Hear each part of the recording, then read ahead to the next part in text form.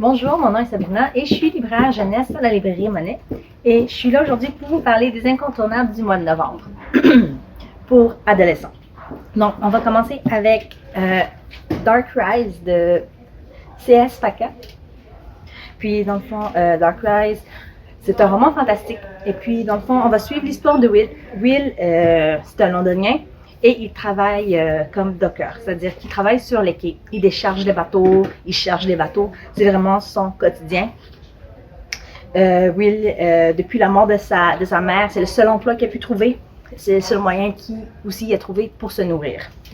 Donc, Will vit sa vie de tous les jours quand tout à coup, il va se faire pourchasser par des hommes. Et dans le fond, il va se retrouver plongé dans un monde de magie et de légendes. Parce qu'en fait, qu'est-ce qui se passe? À Londres, il y a une société secrète qui s'appelle les Stuarts. Et les Stuarts, c'est des chevaliers et qui ont des pouvoirs et qu'eux, ils ont pour mission de protéger le monde contre le retour du roi obscur. Donc, c'est vraiment l'histoire de Will qui va intégrer vraiment les Stuarts, qui va apprendre à contrôler ses pouvoirs magiques et vraiment essayer de défier le retour du roi obscur. Donc, c'est vraiment une lecture pour les personnes qui aiment vraiment le fantasy, le fantastique, le high fantasy aussi. C'est un monde très bien structuré. On comprend très rapidement les échelons et tout. Donc, c'est vraiment quand même une grosse lecture, mais ça en vaut le coup. Et le livre, à part de ça, il est vraiment très, très beau. C'est vraiment une édition un peu collector, couverture dure. On a vraiment des très beaux détails, même ici sur le livre, tout bien dessiné, les pages jaunes, c'est un livre vraiment magnifique. Et j'avais oublié de le dire, ça vient des éditions Bing Bang.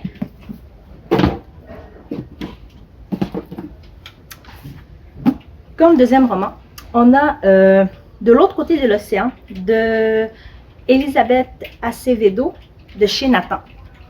Et dans le fond, on suit l'histoire de Camino qui vit en République dominicaine et de Yaira qui vit aux États-Unis, à New York plus précisément. Et puis, ces deux filles qui habitent, un océan les sépare.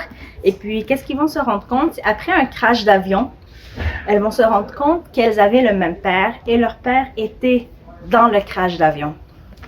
Donc, c'est vraiment un livre qui parle de deuil, qui parle de découverte. Puis qu'est-ce qui est vraiment intéressant, c'est que c'est un livre écrit en vers. C'est vraiment tout le long, c'est des longs poèmes. Et à chaque fois, c'est soit on lit selon la vision de Camino ou de Yaira. Et puis c'est vraiment super bien décrit. Camino, elle raconte vraiment sa vie en République et Yaira raconte vraiment sa vie à New York. Et les deux, on voit vraiment leur cheminement à travers du deuil qu'elles ont parce que les deux ont perdu leur père qui était le même homme finalement. Donc c'est vraiment une lecture très rapide. Même si par la grosseur du livre, ça a l'air d'un livre qui prend du temps, mais vu que c'est écrit en vers, c'est une lecture très rapide, très légère. On a ici Perfect on Paper de Sophie Gonzalez de chez Slalom.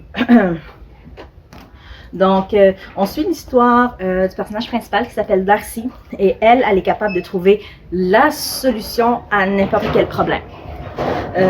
En fait, qu'est-ce qu'elle fait, c'est qu'il y a un casier abandonné à l'école et les personnes qui ont un problème écrivent une lettre à Darcy anonymement et lui envoient dans le casier. Sauf que Darcy, bien sûr, quand elle prend ces lettres-là, elle répond de manière anonyme, elle aussi. Donc, que ce soit un problème d'amour, que ce soit un problème d'amitié, que ce soit X problème, Darcy trouve toujours une solution. En fait, c'est jusqu'au jour que son anonymat est menacé.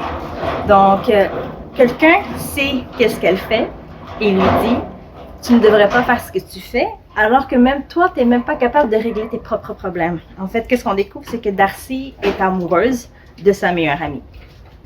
Donc, c'est vraiment une lecture, c'est du contemporain, jeunesse, amour. Donc, très bon choix. pour le mois de novembre. Ici, on a Blackout à New York, de chez Nathan, c'est un collectif d'écrivains.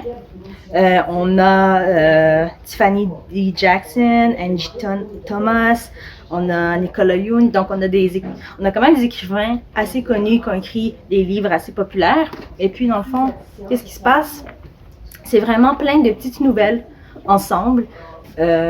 C'est par une journée de canicule à New York, il va y avoir qu'est-ce qu'on appelle un blackout, c'est-à-dire qu'il va y avoir une panne d'électricité générale sur toute la ville. Et puis on va vraiment voir la vie quotidienne de chaque personne, pas vraiment chaque personne, mais de quelques personnes à New York. Et qu'est-ce qu'on se rend compte dans les nouvelles, c'est que chaque personnage sont reliés. Donc, ça se peut que le personnage d'une nouvelle par-ci va être l'ami d'un autre personnage d'une autre nouvelle un peu plus tard dans le livre. Donc, ça parle vraiment de plein de thèmes. Ça parle de l'amitié, ça parle de la famille, ça parle des problèmes d'argent, ça parle vraiment de racisme. Donc, c'est vraiment, il y a plein de sujets dans lesquels on parle, vraiment super intéressant. Et puis, c'est des histoires qui se passent à Manhattan jusqu'à Brooklyn. Donc, on voyage vraiment partout à New York.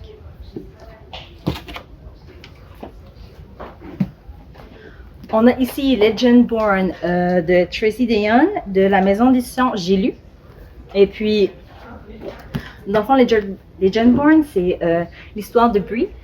Après la mort de sa mère, Bree décide d'aller plutôt à l'université plutôt que de rester dans son quartier chez elle qui lui rappelle sa mère et tout. Donc, elle y va, elle prend ses choses, elle y va. Et l'un des premiers soirs, quand elle arrive, elle se fait inviter à une fête. Donc, elle décide d'y aller. Sauf qu'à cette fête, Bree va tomber sur un démon. Et un autre adolescent va tuer le démon devant elle. Donc, l'histoire commence ici. Et puis, vraiment, Bree va se demander comment elle peut voir ce monde-là. Et l'adolescent qui a tué le démon va aussi ne pas comprendre comment Bree est capable de voir ces êtres-là, vu que les chasseurs de démons sont une communauté secrète. Et puis, qu'est-ce qui est vraiment intéressant avec Legendborn, c'est que ça prend... c'est très, très, très inspiré de la légende du roi Arthur. Donc, toutes les personnes qui ont aimé la légende du roi Arthur, c'est vraiment une réadaptation du conte qu'on connaît, mais vraiment avec un personnage féminin mis à l'avant.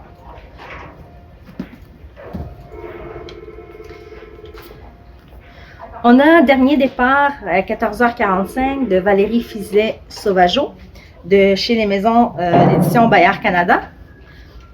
Et dans le fond, on va suivre notre personnage principal qui va monter dans l'autobus accompagné d'une vieille dame. Donc, pendant le trajet, il va avoir un accident dans l'autobus et puis la jeune fille, l'autobus va se faire... tout le monde va descendre de l'autobus et puis la jeune fille va se mettre à la recherche de la vieille dame avec qui elle était. Sauf que la vieille dame disparaît comme par mystère. Donc, ça va être d'ici l'histoire, la jeune fille qui va essayer de retrouver cette vieille dame-là et comprendre pourquoi elle a disparu aussi soudainement. Donc, c'est vraiment une petite nouvelle. Et c'est vraiment les éditions Oser lire. Donc, Oser lire, on a vraiment comme deux côtés de l'histoire. On a une version courte, une version longue, dépendamment de comment on veut lire. Des fois, c'est deux perspectives différentes. Donc, on a lui. Et on a aussi Terminus, aussi d'édition Bayard Canada de Pierre-Yves Villeneuve. Et dans le fond, on va suivre l'histoire d'un journaliste qui décide d'aller dans une grande ville pour vraiment enquêter sur cette ville-là. C'est une ville qui est dirigée par une intelligence artificielle. Et puis, dans le fond, qu'est-ce que le personnage principal essaie de découvrir, c'est comment ça fonctionne et tout. Mais quand il arrive, il va tomber sur une femme qui fait partie d'un groupe de rébellion et qui va lui dire que la ville n'est pas si parfaite qu'on essaye de le faire croire. Donc, Terminus. On a aussi L'Avalanche du vide de chez Héritage Jeunesse par Julien Leclerc. Et puis, recueil de poésie qui parle vraiment des troubles alimentaires chez un jeune garçon qui cherche à être parfait dans tout. Dans le fond, c'est vraiment, il digère pas les échecs, c'est vraiment à la recherche de la perfection. C'est aussi, ça montre en fait à quel point aller chercher la perfection, comment ça peut rendre malade quelqu'un. Et puis, ça termine quand même sur une touche avec de l'espoir parce que le personnage finit par recevoir de l'aide. Et on a aussi, de chez Héritage Jeunesse, écrit par Stéphanie Boyer, le cycle du silence et qui parle des menstruations. Et puis, menstruation qui est, entre guillemets, un sujet tabou, sinon, dans le quotidien des femmes, qu'on reçoit vraiment des remarques inappropriées.